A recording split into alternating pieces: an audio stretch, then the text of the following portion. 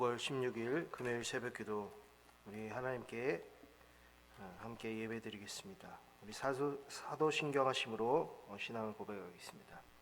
나는 전능하신 아버지 하나님 천지의 창조주를 믿습니다. 나는 그의 유일하신 아들 우리 주 예수 그리스도를 믿습니다. 그는 성령으로 잉태되어 동정녀 마리아에게서 나시고 본디오 빌라도에게 고난을 받아 십자가에 못 박혀 죽으시고 장사된 지 사흘 만에 죽은 자 가운데서 다시 살아나셨으며 하늘에 오르시어 전능하신 아버지 하나님 우편에 앉아 계시다가 거기로부터 나는 성령을 믿으며 거룩한 공교회와 성도의 교제와 죄를 용서받는 것과 몸의 부활과 영생을 믿습니다. 아멘. 찬송 336장 찬양 드리겠습니다. 찬송 336장입니다.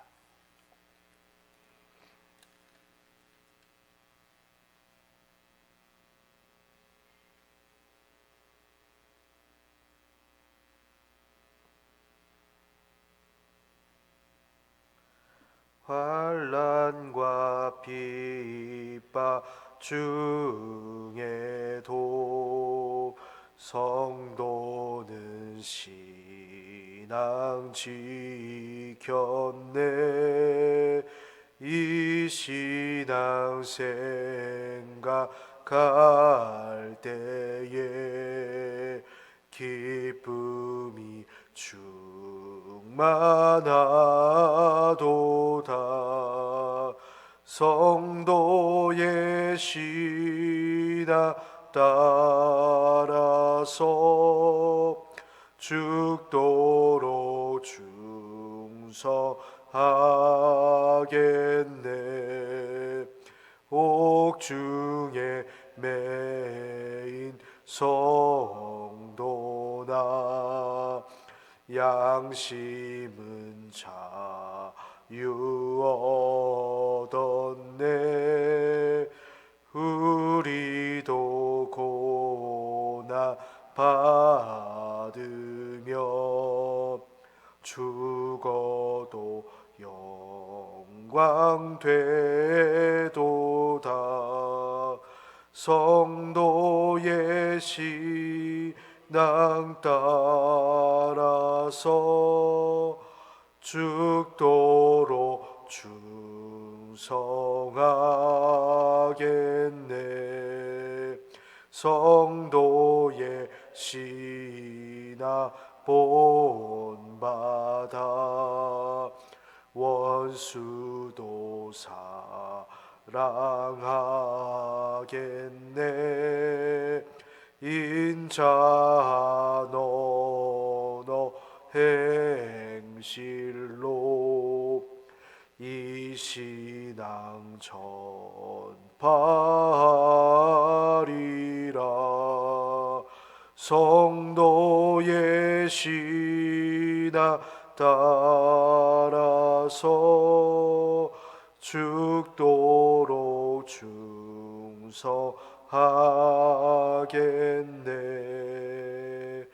아멘.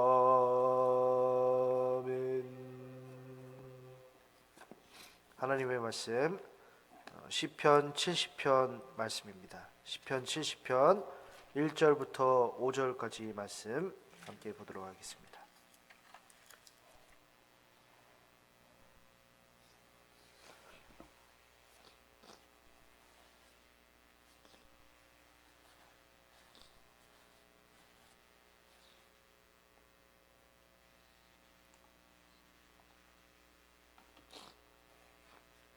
시편 70편 말씀 우리 한 절 한 절 교독해서 읽은 후에 5절 말씀을 함께 읽도록 하겠습니다. 시편 70편 구약성경 852페이지에 있습니다. 다윗의 시로 기념식에서 인도자를 따라 부르는 노래. 하나님이여 나를 건지소서. 여호와여 속히 나를 도우소서.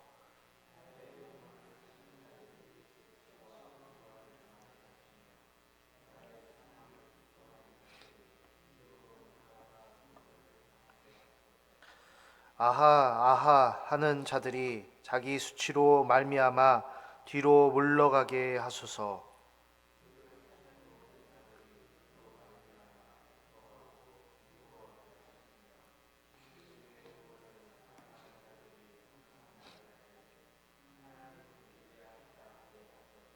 함께 읽겠습니다. 나는 가난하고 궁핍하오니 하나님이여 속히 내게 임하소서. 주는 나의 도움이시요 나를 건지시는 이시오니 여호와여 지체하지 마소서. 아멘. 우리가 어릴 때 이제 보물 찾기를 하면 그 보물 이 적힌 쪽지 하나라도 발견하길 바라는 마음일 텐데요. 그때 한 개라도 못 찾을 때면 매우 아쉽기도 하고요. 시편 70편을 얘기하면 우리에게 진정한 보물이 무엇인가 찾게 해주는 시라고 저는 한번 얘기해 보고 싶은데요. 이 시편 70편은 그 시편 40편 13절부터 17절까지 말씀과 거의 비슷하니 한번 시편 40편도 그 후반 부분을 찾아보시면 큰 도움이 될 것 같아요. 이 70편을 얘기하면 사실은 40편과 좀 약간 뭐 같은 내용이라고 했지만 제목을 통해서 그 뜻을 한번 생각을 해볼 수가 있는데요. 그러니까 40편이랑 좀 다름이 분명히 보인다는 말이죠. 제목을 보시면 기념식이라는 그 단어가 눈에 띄죠. 우리는 대개 기념식을 하게 되면 이제 사람이 돋보이곤 하죠. 이스라엘에게 기념식이란 어떤 의미일까 한번 살펴보면요. 그들의 기념식은 하나님을 높이는 일에 쓰이곤 했어요. 그러니까 하나님의 기적적인 역사를 이렇게 하나하나 낭독하는 일이 기념식이었어요. 그래서 하나님의 위대한 행동이 이것입니다 라는 것을 함께 나누는 것이었는데요.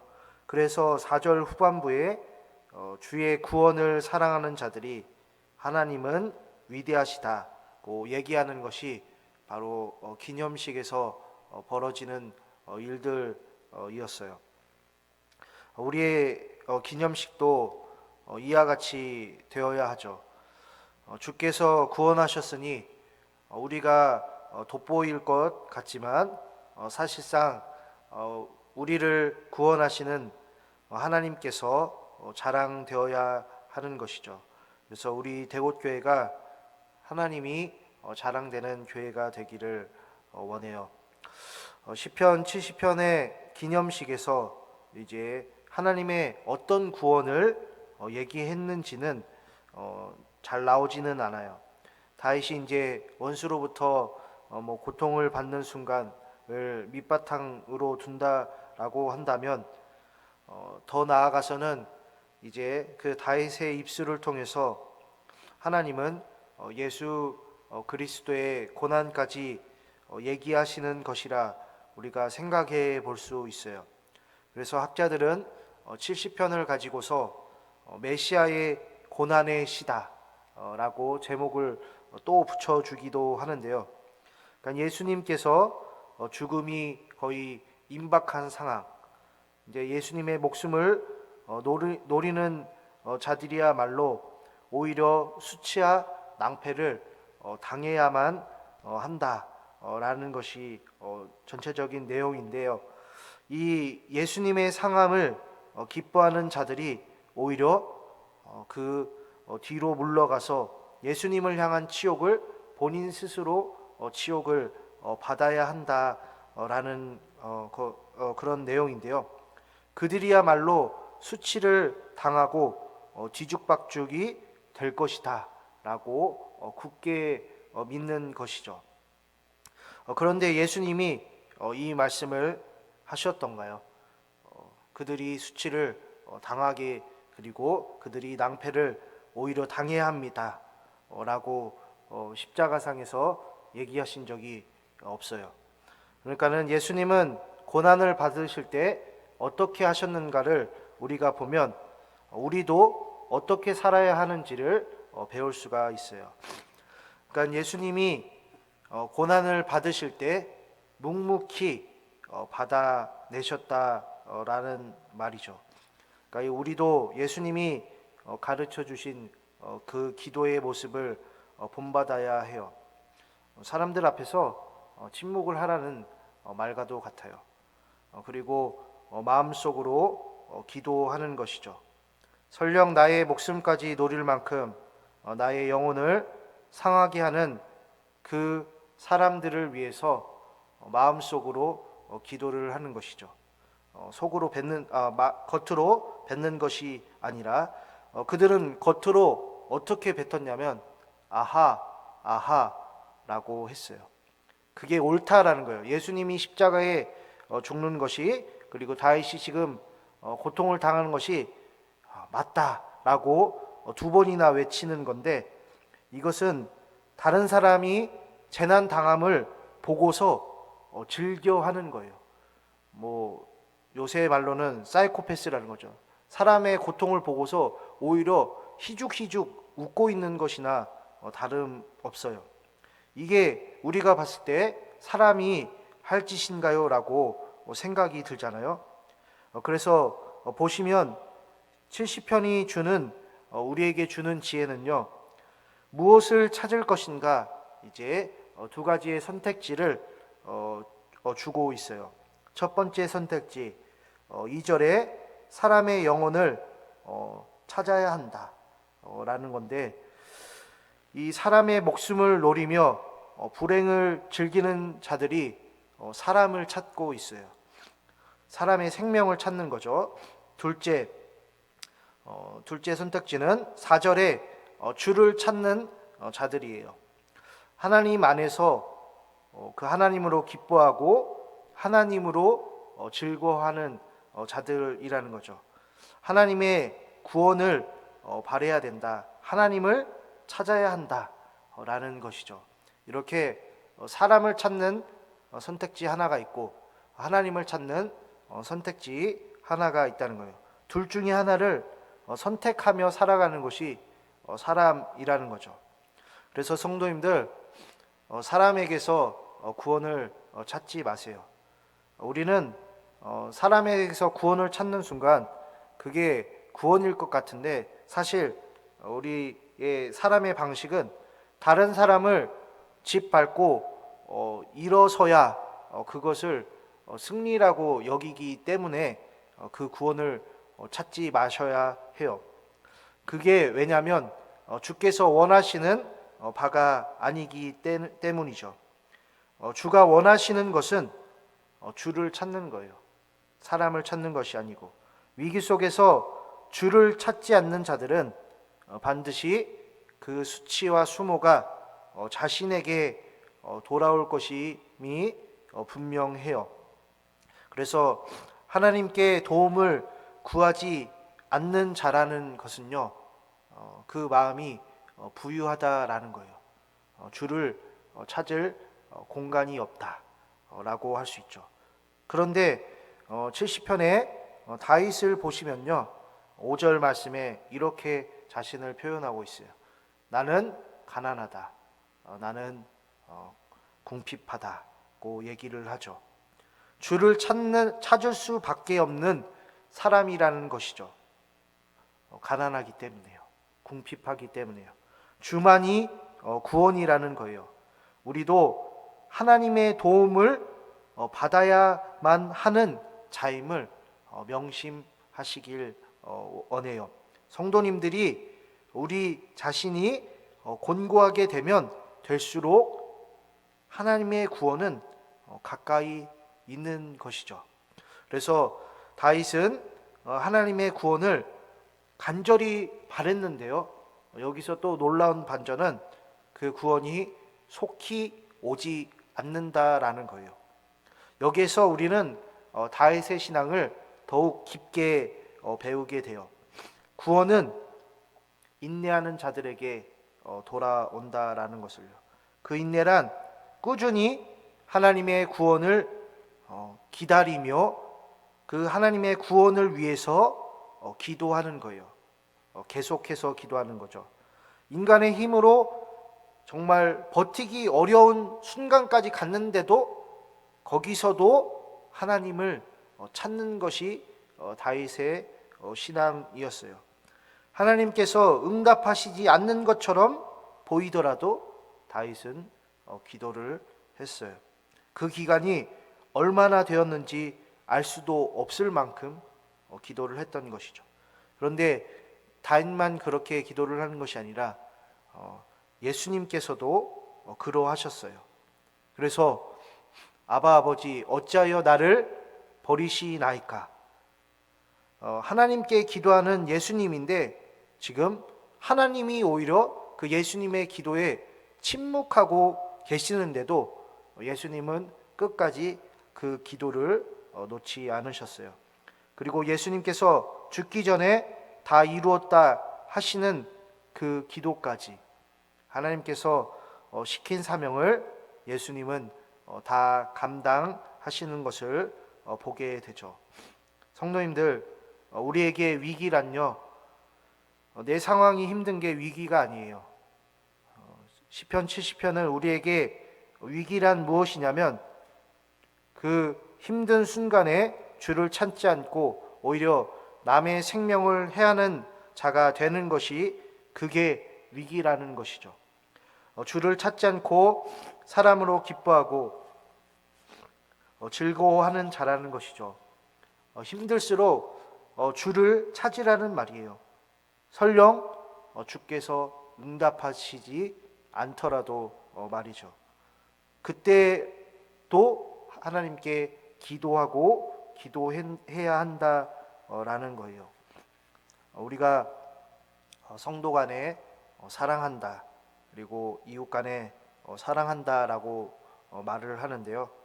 그건 우리의 그 사랑이 주로 말미암았기 때문에, 그리고 그 주께로부터 받았기 때문에 그 기쁨과 즐거움으로 사랑한다라는 말인데요.